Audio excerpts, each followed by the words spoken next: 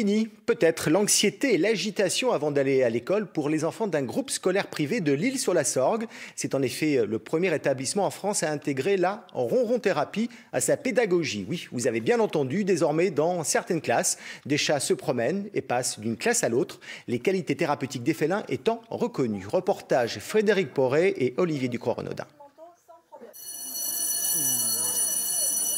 N'oubliez pas de caresser nos petits minous qui vous le rendent bien, merci. Michel Bourton appelle cela la ronron-thérapie.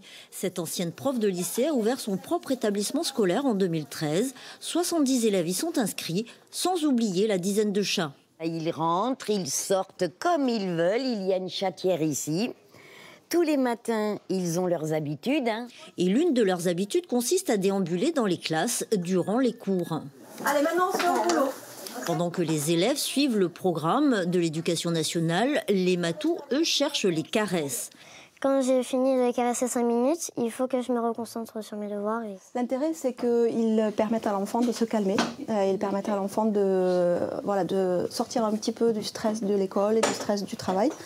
En classe de 4e, Duchesse a pris ses aises alors qu'Oumaï et Hippolyte tentent de rester concentrés sur leurs devoirs de géographie. Des fois, ça me dérange un peu parce que des fois, le chat, il se met un peu sur le cahier, mais après, on le pousse, après, ça va. Ça fait un peu bizarre parce que du coup, on est tranquillement en train d'écrire.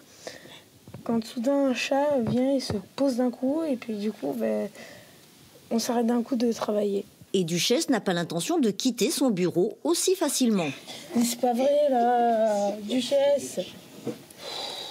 Hippolyte doit faire preuve de beaucoup de ténacité pour la faire partir, de quoi détendre l'atmosphère dans la classe. Le fait qu'on soit une petite école, en plus des chats, fait que ça crée un lien entre eux.